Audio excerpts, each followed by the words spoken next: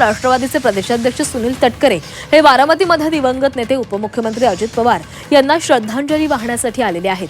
आज दादांच्या निधनाला 1 महिना पूर्ण होतोय। त्यांना श्रद्धांजली वाहण्यासाठी मी बारामतीला आलो आहे, असं राष्ट्रवादीचे प्रदेशाध्यक्ष सुनील तटकरेंनी सांगितलेलं आहे। दरम्यान रोहित पवार यांच्या प्रश्नावर तटकरे यांनी बोलणं टाळलेलं आहे। तर आज अजित पवार यांच्या निधनाला 1 महिना पूर्ण झालेला आहे।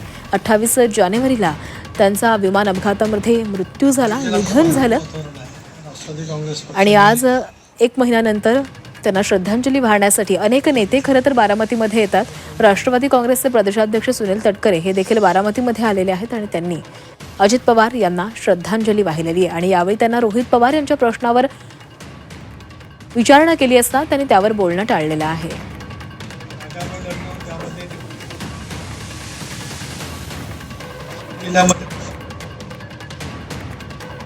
तर अजितदादांना श्रद्धांजली वाहण्यासाठी तटकरे हे बारामतीमध्ये पोहोचलेले आहेत। रोहित पवारांच्या प्रश्नावर तटकरे यांनी बोलणं टाळलेलं आहे आणि ते न बोलताच तिथून निघून गेलेले आहेत।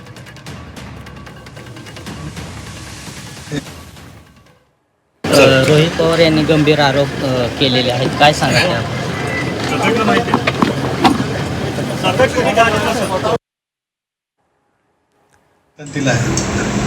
सुनील तटकरे हे बारामतीमध्ये दाखल झालेले होते। अजित पवार यांच्या निधनाला 1 महिना पूर्ण झालेला आहे आणि त्यांना श्रद्धांजली वाहण्यासाठी ते इथे आले होते। या संदर्भात बोलूयात। आमचे प्रतिनिधी जावेद मुलानी आपल्यासोबत आहेत। जावेद, अजित पवार यांना श्रद्धांजली वाहण्यासाठी सुनील तटकरे हे बारामतीमध्ये आलेले होते आणि याच दरम्यान त्यांना रोहित पवारांसंदर्भातला प्रश्न विचारला असता त्यांनी तिथून बोलणं टाळत ते निघून गेल्याचं दिसलंय।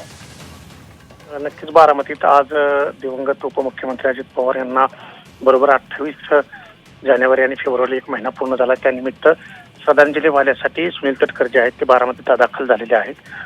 विमानतळावरती त्यांना विचारण्यात रोहित पवार यांच्याबद्दल विचारण्यात आल्यानंतर त्यांनी त्यावरती भाष्य करणं टाळलं आहे।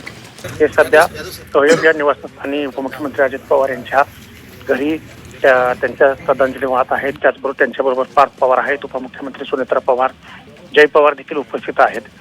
यानंतर आता ते पुढे कुठं जातात किंवा काही त्याची पुढची आखणी असणार ही थोड्या वेळात आपल्याला कळणार आहे। नक्कीच जावेद, धन्यवाद दिलेल्या सविस्तर माहितीसाठी।